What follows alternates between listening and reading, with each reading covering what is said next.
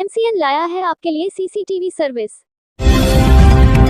मतगणना परिसर में मोबाइल फोन अथवा अन्य इलेक्ट्रॉनिक डिवाइस के ले जाने पर पूर्णतया रोक रहेगी। जिला प्रशासन द्वारा शुक्रवार 14 नवंबर को बिहार विधानसभा आम निर्वाचन 2025 के होने वाले मतगणना की सारी तैयारी पूरी कर ली गई है।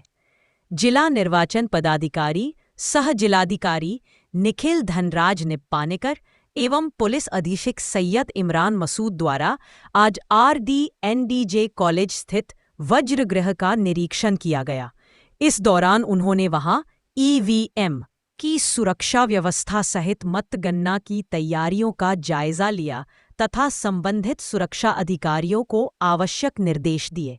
जिला निर्वाचन पदाधिकारी सह जिलाधिकारी ने बताया कि भारत निर्वाचन आयोग के निर्देश के आलोक में वज्रगृह का आज रूटीन निरीक्षण किया गया है। शुक्रवार 14 नवंबर को मतगणना की प्रक्रिया पूर्ण की जाएगी। इसके लिए वज्रगृह में तीनों विधानसभा की एक साथ गिनती की जाएगी। मतगणना के लिए कुल 14 टेबल लगाए गए हैं तथा मतगणना की सारी तैयारी अंतिम चरण में पूर्ण कर ली गई है। EVM को वज्रगृह में कड़ी सुरक्षा व्यवस्था तथा CCTV की निगरानी में रखा गया है। मतगणना कार्य हेतु सभी पदाधिकारियों एवं कर्मियों को भी प्रशिक्षण दिया जा चुका है। उन्होंने कहा कि शुक्रवार को प्रातः 7 बजे के पूर्व सभी मतगणना पदाधिकारियों एवं कर्मियों को प्रवेश दिया जाएगा, जबकि 8 बजे तक सभी राजनीतिक दलों के मतगणना अभ्यर्थियों को अंतिम रूप से प्रवेश दिया जाएगा। बिना प्राधिकार प्रवेश पत्र के किसी भी व्यक्ति के प्रवेश पर रोक रहेगी। साथ ही एक बार जो व्यक्ति प्रवेश करेंगे उनके बाहर जाने पर दोबारा उन्हें प्रवेश नहीं दिया जाएगा। मतगणना परिसर में मोबाइल फोन अथवा अन्य इलेक्ट्रॉनिक डिवाइस के ले जाने पर पूर्णतया रोक रहेगी। 13 नवंबर के संध्या से ही अंबे चैक से DJ कॉलेज तथा बांक मोड़ से DJ कॉलेज की ओर आवागमन को अवरुद्ध कर दूसरे निर्धारित रूट चार्ट के अनुसार परिचालन कराया जाएगा।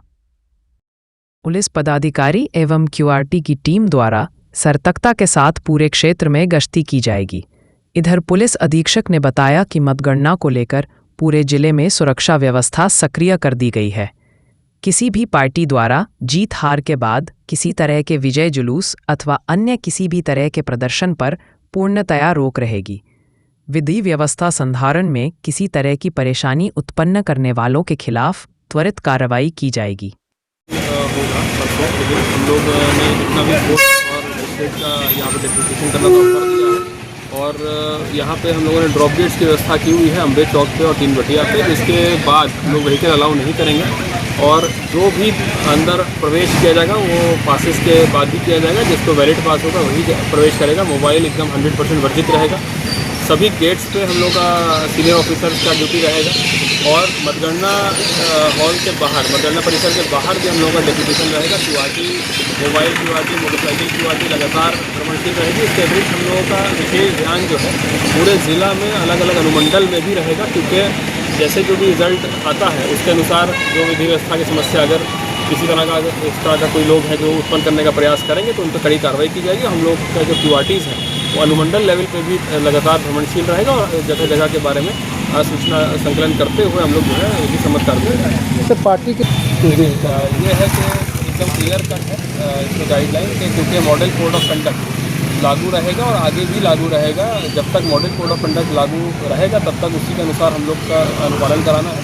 किसी भी तरह का विजय जुलूस की अनुमति नहीं है और जो भी जो समर्थक आएंगे उन सबको सख्त हिदायत है कि पूरा विधि व्यवस्था बनाए रखें और किसी भी तरह का किसी पे टिप्पणी करना, किसी पे कोई बात बोलना, ये सब एकदम प्रतिबंधित है। हम लोगों का थाना प्रभारी से लेके सीनियर ऑफिसर तक सब लोग फील्ड में रहेंगे। अगर किसी तरह की कोई समस्या होती है तो प्रशासन को उसका सूचना दें, हम लोग इसी समझ कार्रवाई करेंगे। जैसे हमने और SP साहब हमारे पूरी टीम के साथ हम लोगों ने RDNDJ कॉलेज में जो हम लोगों का स्ट्रॉन्ग रूम और काउंटिंग सेंटर है इसकी समीक्षा हम लोगों ने की।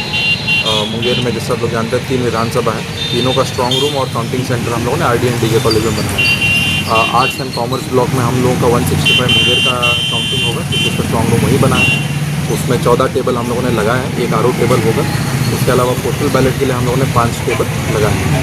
इसी तरह जमालपुर के लिए हम लोगों ने लगाए हैं 14 टेबल साइंस ब्लॉक में और पोस्टल बैलेट के लिए हम लोग 5 टेबल उसके लिए बनाए हैं। ट्यूटोरियल ब्लॉक में हम लोग तारापुर की काउंटिंग करेंगे, उसमें भी 14 टेबल होंगे काउंटिंग के लिए और 5 टेबल होंगे पोस्टल बैलेट के लिए। सभी तरह का डेपुटेशन का ऑर्डर हम लोगों ने, जॉइंट ऑर्डर हम लोगों ने कर दिया है। आज हम लोग भी आए थे विशेष और पॉइंट से चिन्हित करने के लिए जहाँ जहाँ हम लोगों को बल और मजिस्ट्रेट की ज़रूरत होगी।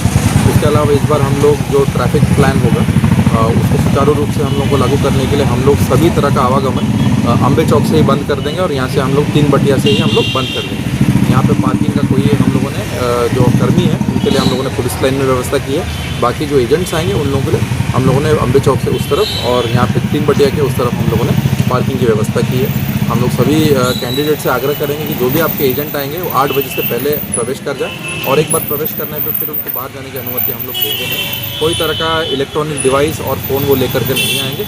अगर वो ले आएंगे तो उसका हम लोग जब्त कर देंगे। तो वही हम लोगों की तरफ से एडवाइस होगा कि कोई तरह का इलेक्ट्रॉनिक और फ़ोन उपकरण होगा तो हम लोग बाहर ही अपने यहाँ पे कितने स्टाफ लगाए हैं? लगभग 200-250 स्टाफ हमारे काउंटिंग में लगेंगे। सभी तरह के टेबल्स, आरओ टेबल को मिला करके, उसके अलावा पोस्टल बैलेट्स को मिला करके जगह जगह पे फोर्स मजिस्ट्रेट का हम लोगों ने डिप्लॉयमेंट किया है। तो हर तरह से हम लोग इसमें हम लोगों की तैयारी पहले पोस्टल बैलेट स्टार्ट होगा कि काउंटिंग स्टार्ट होगा? कुछ दोनों साइमल्टेनियसली होगा। हाँ। दोनों साइमल्टेनियसली होगा। वही सेकंड लास्ट राउंड को हम लोगों को अगर पोस्टल बैलेट की काउंटिंग पूरी नहीं होती तो हम लोग को पोस्टल बैलेट की काउंटिंग पहले पूरी करते हुए फिर ईवीएम के लास्ट के 2 राउंड उसको गिनती करते हैं। Thank you.